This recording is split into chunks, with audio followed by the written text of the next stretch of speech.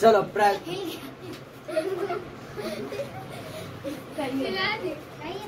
सही है। Present perfect में हम लोग टेंस में हम लोग पॉजिटिव सेंटेंस, निगेटिव सेंटेंस पढ़ चुके हैं।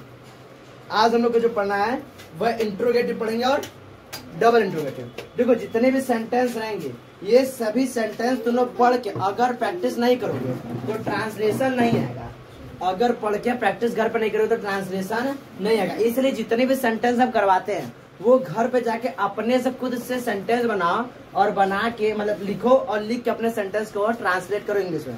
पास में रहा तभी आएगा, नहीं तो नहीं आएगा। चलो इंट्रोगेटिव का कंस्ट्रक्शन बताओ। सबसे पहले क्या आएगा?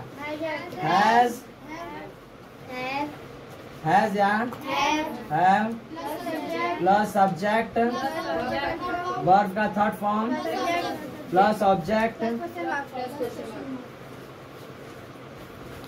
सही है।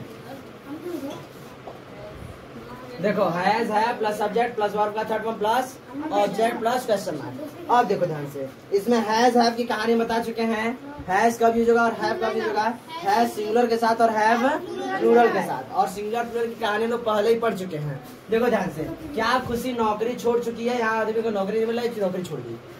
बात सुना रहा है? तो क्या खुशी नौकरी छोड़ चुकी है? नहीं। हाँ ठीक है, सर लिखो। तो देखो क्या खुशी नौकरी छोड़ चुकी है।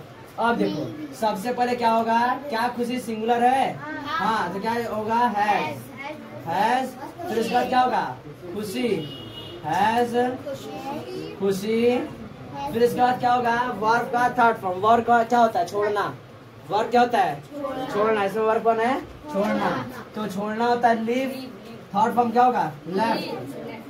क्या होगा? लेफ्ट।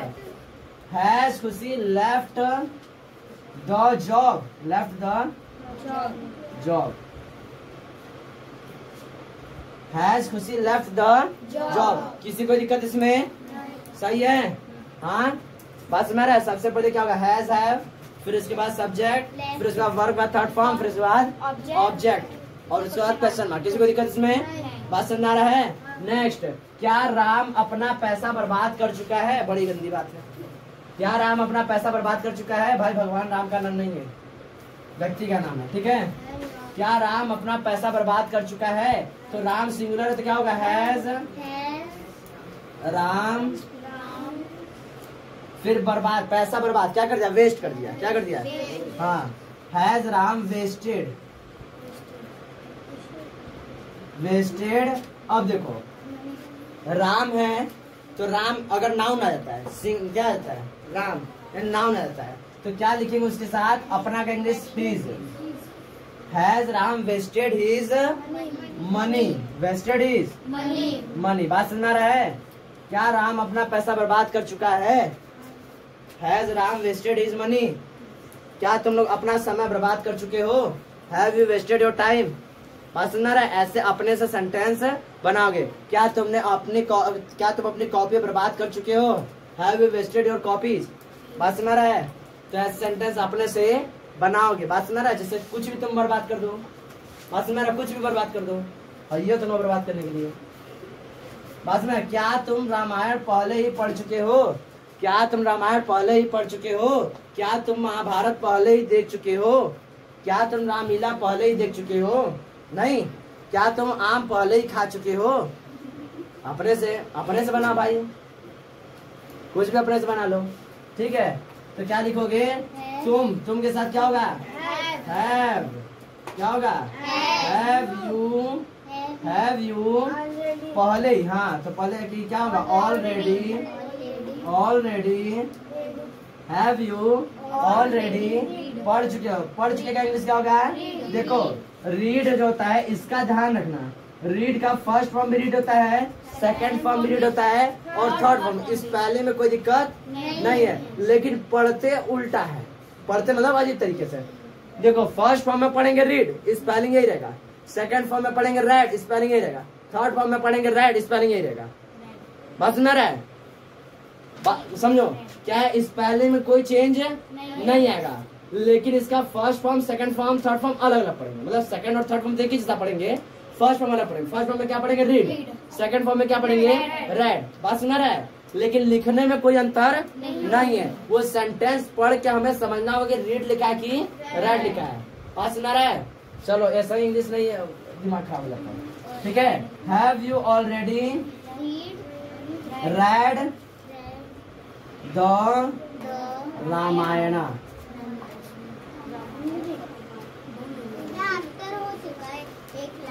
ठीक है, चलो जान लो। तो ये समझ में आया? Have you already read the Ramayana? क्या तुम पहले रामायण पढ़ चुके हो? किसी को दिक्कत इसमें? क्या तुम्हारी बहन ने ताजमहल देखा है? ठीक है, देखबे नहीं करते, बुढ़ी जाता। क्या तुम्हारी बहन ने ताजमहल देखा है? हाँ देखा है? अच्छा ठीक है, आगे देखते हैं। तो क्या लिखोगे? तुम्हारी बहन भाई कौट बहन है, अकेले के 2-4 मिलियन। हाँ, यहाँ पे तुम्हारी बहन अकेले है ना, तो क्या होगा? हैज। तो क्या लिखोगे? Has your sister, has your sister, have your sister seen the Taj Mahal? Taj Mahal कौन बनाया था जी? शाहजहां ने। ठीक है, उसकी वाइफ थी मुमताज बेगम। ठीक है, has your sister seen the Taj Mahal? हाँ नहीं, वही यही दिक्कत है। यहाँ पे योर सिस्टर प्लस सब्जेक्ट है, और योर सिस्टर क्या है? सिंगुलर है। तो क्या यूज होगा? हैज। अगर तुम्हारी बहनें होती, ढेर सारी बहनें, तो हैव योर सिस्टर्स होता, सिस्टर्स। तो यहाँ पे समझो, यहाँ पे योर सिस्टर क्या है? सिंगुलर है।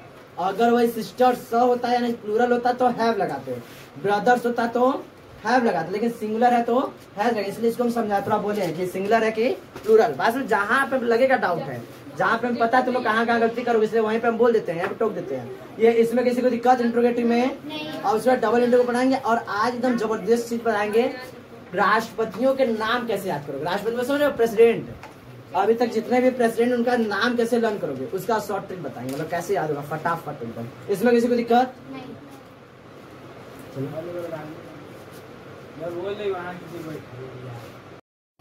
चलो हाँ देखो ध्यान से, हम लोग पढ़ने जा रहे हैं डबल इंट्रोगेटिव। इंट्रोगेटिव लोग पढ़नी है, हम लोग पढ़ेंगे डबल इंट्रोगेटिव। डबल इंट्रोगेटिव पढ़ेंगे, प्रेजेंट परफेक्ट भी खत्म हो जाएगा, उसके बाद बचेगा प्रेजेंट परफेक्ट कॉन्टिन्यूअस।